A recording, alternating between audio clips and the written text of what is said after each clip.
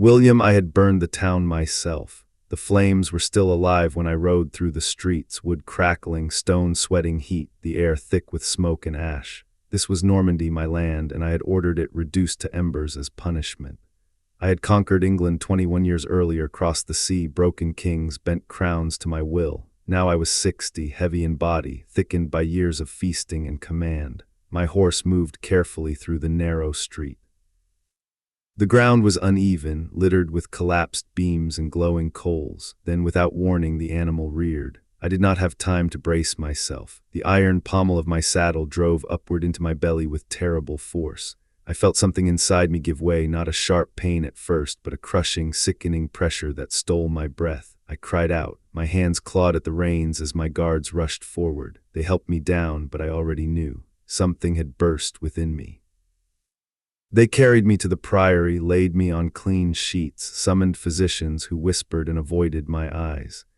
The pain grew worse with each hour, spreading, burning, rotting me from the inside. Waste leaked into my body. Fever took hold. I drifted in and out of sleep, soaked in sweat, praying for relief that never came. For 6 days I suffered. When death finally took me, I thought my humiliation was over. I was wrong.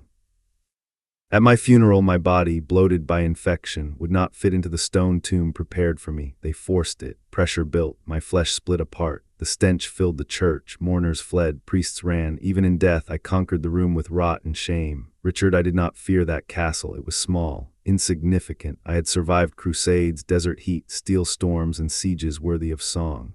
So I approached the walls without my mail, relaxed, careless, amused by the thought of resistance.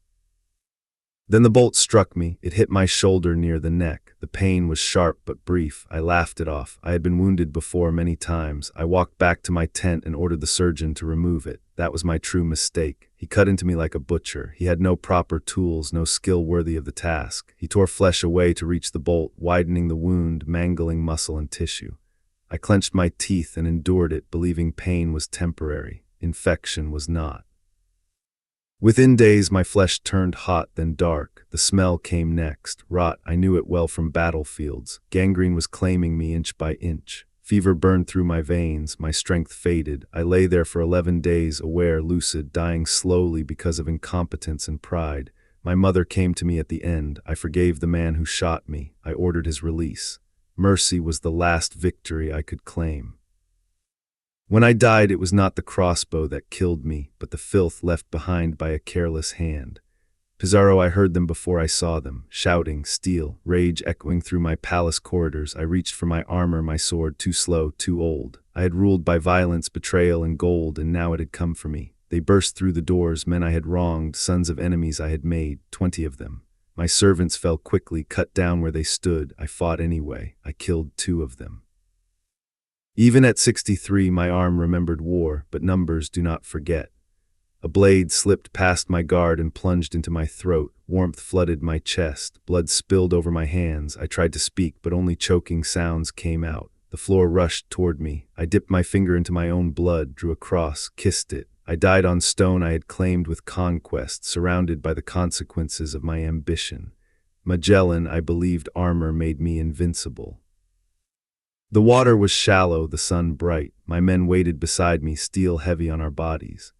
Across the shore stood warriors I dismissed as inferior, bare feet, bamboo weapons, painted faces. I was wrong, they came in waves. Arrows fell like rain. My men struggled to fire, muskets soaked by seawater. A poison arrow struck my leg. Weakness followed quickly. I ordered retreat, covered it myself. That is when they swarmed me. A blade knocked my helmet loose. Another sent it flying. A spear pierced my face.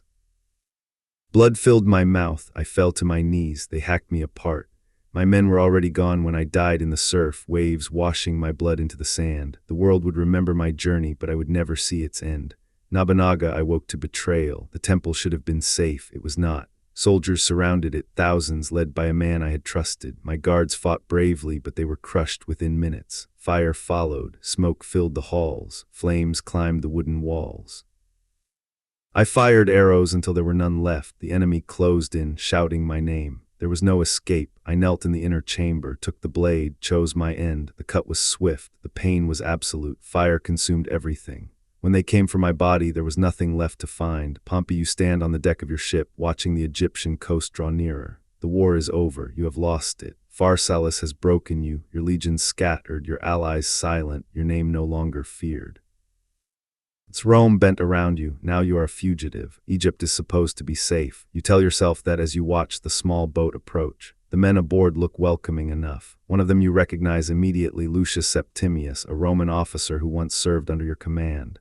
The sight of a familiar face steadies you. It should not have. You climb down into the boat. You bring only 2 attendants. Your wife, Cornelia, watches from the ship, her face tight with dread. You turn away before she can speak. As the oars cut through the water, you unfold the speech you have prepared in Greek. You rehearse your words silently, measured, dignified, worthy of the man you used to be. You do not notice how quiet the men around you have become. Then the blade enters your back. The pain is sharp, shocking, final. It drives the breath from your lungs. You try to turn, but another blow follows, then another. Steel finds your ribs, your side, your chest. There is no fight in you now, only disbelief. You sink to your knees in the bottom of the boat. You pull your toga over your face. It is the last dignity left to you.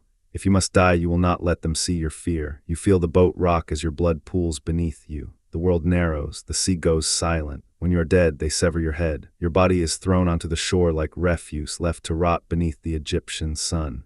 Your head will be delivered as a gift, proof that even the greatest man in Rome can be reduced to an offering. Pedro de Valdivia, you never see the ambush coming. The forest closes in around you, thick, tangled, hostile. Your men are exhausted. The Mapuche have been fighting you for years now, learning, adapting, refusing to break. You tell yourself this march will be no different. It is. They come from everywhere at once, thousands of them. The trees seem to erupt with movement and sound. Horses panic. Formations collapse. Steel means nothing here. You are dragged from your horse. They bind you, strip your armor away, leave you exposed and helpless. You are alive, and that is intentional. You are beaten for hours, clubs, fists, stones, bones crack. Your face swells until you can barely see. You taste blood constantly. They know who you are, they know what you love, gold. You have demanded it from them for years, forced it from the earth with their hands, watched them die in mines so your coffers could fill. Now they return the favor. You are held down, your mouth is forced open. You see the glow before you feel it, the gold molten and alive, bright orange, impossibly hot. You try to scream, you cannot. The metal pours into your throat, your flesh burns instantly. Tongue, airway, esophagus gone in seconds. Your body convulses, but death comes quickly, merciful only in its speed. They cut you open afterward. Your heart is taken while it is still warm. They believe your strength will pass into them. Your empire ends not with ceremony, but with fire and mockery. Valens, the heat is unbearable. You have marched your army all day beneath the sun without rest or water. 40,000 men follow you, exhausted but obedient. You believe numbers will save you. They always have before. Then the cavalry appears. The Visigoths strike your flanks like a storm. Roman lines buckle. Men are crushed together so tightly they cannot lift their shields. Screams drown out orders. Panic spreads faster than command ever could. You are struck by an arrow. It does not kill you, but it weakens you. Your guards form a circle, dragging you from the chaos.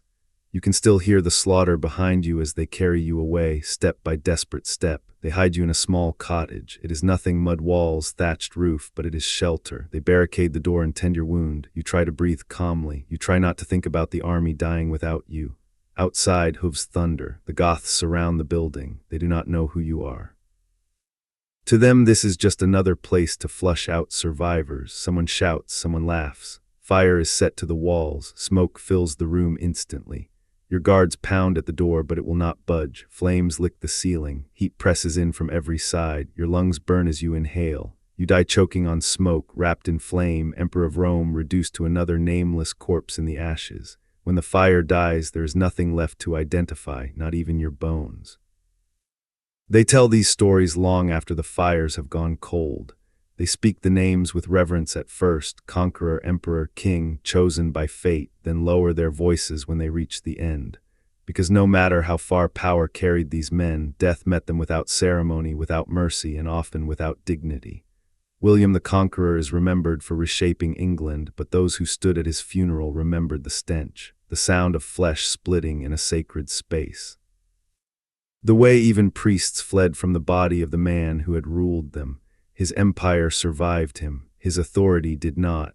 Richard the Lionheart is sung about in ballads, brave, golden, fearless. The songs rarely mention the surgeon's knife, the blackened flesh, or the helpless waiting as infection consumed him. Glory did not save him from decay. Francisco Pizarro toppled an empire with steel and disease, yet died clawing at his own throat on a palace floor, surrounded not by loyal soldiers but by men who remembered every betrayal. Gold bought him nothing in the end. Ferdinand Magellan changed the map of the world without living to see it. His voyage circled the earth. His body was left unburied in foreign sand, cut apart by warriors defending their home from a man who mistook ambition for destiny. Oda Nobunaga unified a fractured land through fire and fear, only to be undone by trust. Betrayal came at dawn and fire followed. He denied his enemies a corpse but not a victory. His death reshaped Japan as much as his life did. Pompey the Great once commanded half the known world. In the end, he stood reading a speech no one would hear, stabbed from behind by men pretending to escort him to safety. Rome would move on without him, faster than he ever imagined. Pedro de Valdivia believed fear would last forever. The Mapuche proved him wrong. They remembered his cruelty, his hunger for gold, his demands. They answered conquest with symbolism, turning his desire into the instrument of his death. Valens commanded tens of thousands and still died unseen, unnamed, burned alive in a peasant's hut. His army was annihilated, his body vanished. His defeat marked the beginning of Rome's irreversible decline, and so the pattern remains. Power draws men upward toward crowns, banners, legions, titles carved into stone, but the higher they rise, the farther they fall. Disease, betrayal, panic, fire, and steel wait patiently for all of them.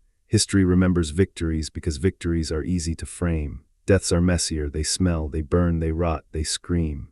And when the stories are finally told, stripped of banners and honorifics, what remains is simple. No conquest outruns the body. No empire shields the flesh. No crown survives the moment when breath fails. They conquered the world. The world buried them anyway. The world did not stop when they died. Roads stayed open. Armies marched on. Coins were minted with new faces pressed into metal. Scribes sharpened their quills and adjusted their phrasing. History, efficient and indifferent, kept moving, yet something always changed. When William the Conqueror died, England fractured under the weight of succession. Sons fought sons. Loyalty splintered. The iron grip that had held a conquered land together loosened the moment his breath stopped. Conquest, it turned out, required constant presence. Fear had a half-life. After Richard the Lionheart rotted from infection, his legend grew larger than his reign. He became a symbol rather than a ruler, useful in stories, absent in governance. His kingdom remembered the songs more than the taxes, the romance more than the cost. The truth of his death was inconvenient, so it was quietly softened. The fall of Francisco Pizarro did not end Spanish rule in Peru, it refined it. His murder taught the survivors to build thicker walls, hire better guards, trust fewer men. Empires learn quickly from blood. The system adapts even when the man does not. When Ferdinand Magellan was cut down on a foreign shore, his crew finished the voyage without him. That is the cruelest lesson of all. Discovery does not require survival. The world was mapped, trade routes secured, glory assigned, while the man who began it dissolved into anonymity beneath the tide. The death of Oda Nobunaga did not end Japan's unification. Others stepped into the space he carved with fire. His betrayal became a warning etched into every future alliance. Ambition continued, just more cautiously. History does not abandon momentum, it transfers it. Rome barely paused for Pompey the Great. His head was presented, his body forgotten. Caesar wept briefly, then continued. Civilizations do not mourn the way people do. They absorb loss and repurpose it. The Mapuche remembered Pedro de Valdivia not as a governor or founder, but as a lesson. Resistance became identity. His death was retold not as cruelty, but as balance. History depends on who survives to speak. And after Valens burned without witness, Rome itself began to burn, slowly, structurally, inevitably. Adrianople was not just a defeat, it was a signal. The empire would never again fully recover its certainty.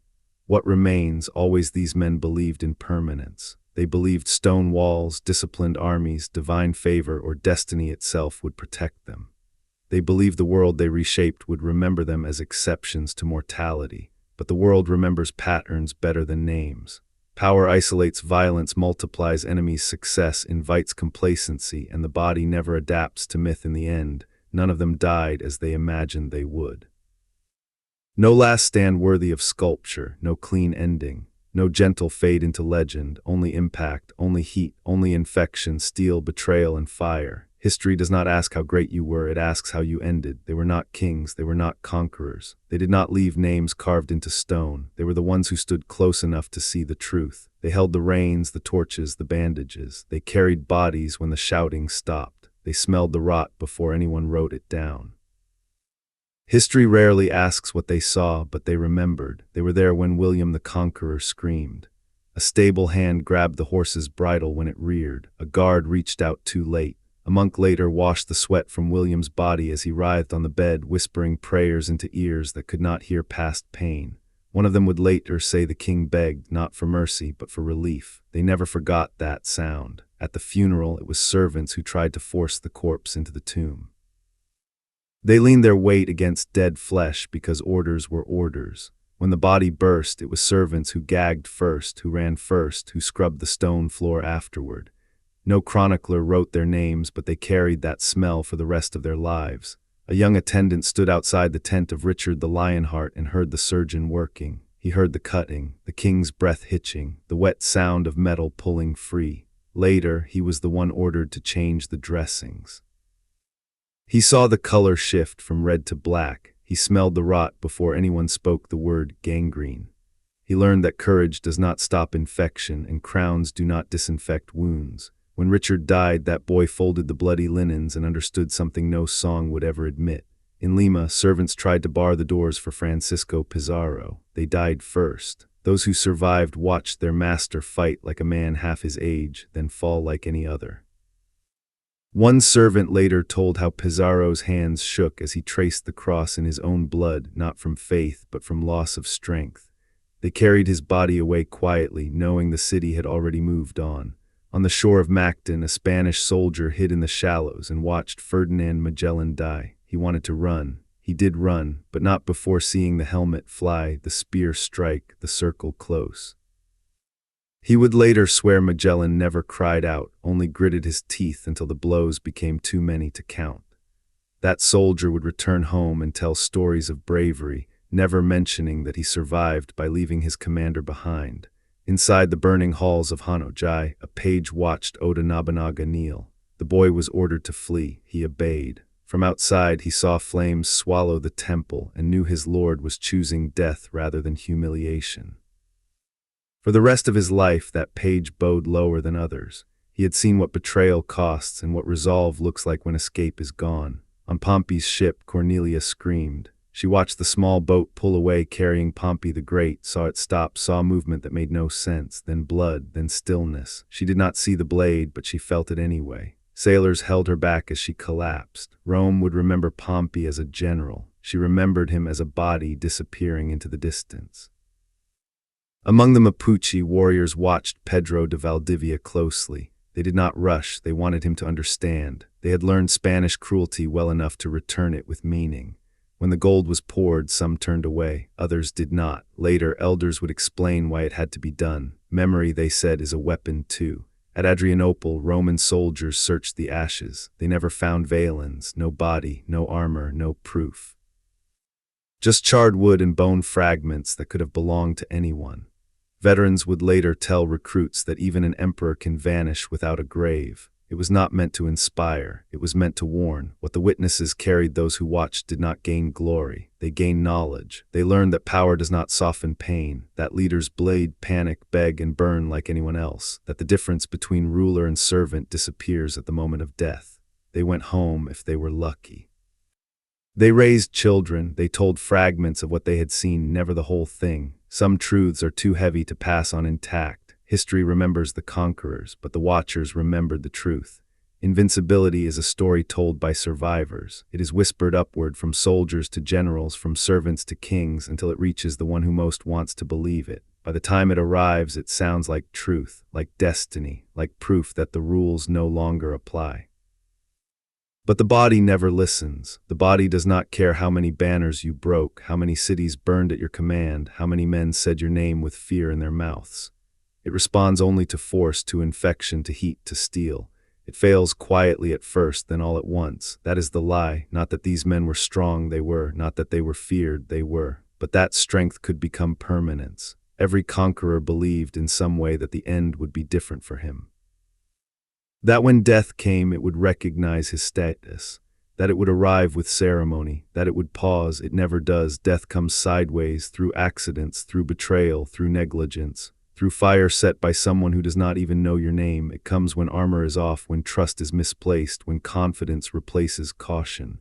And when it comes, it strips everything away. Titles vanish first, then authority, then identity. What remains is breath failing, pain insisting, and the sudden realization that the world will continue without hesitation. This is what history edits out. History prefers clean lines, rise, reign, legacy. It polishes endings until they shine, until they can be taught without discomfort. It turns rot into poetry, panic into bravery, infection into fate. But beneath every legend is a moment that cannot be romanticized, a scream cut short, a wound turning black, a fire closing in. A blade from behind. No empire outruns entropy, no conquest escapes consequence. No human body survives myth, and so the final truth is not cruel, it is equal. The same force that lifted these men high brought them down without distinction. The same world they bent around themselves reclaimed them with indifference. They conquered land, they commanded fear, they shaped centuries. And still they died as all men do, alone in the body, powerless against the moment, remembered not for how invincible they were, but for how quickly invincibility broke. That is the end, not with triumph, not with justice, but with silence, the only thing conquest never defeats.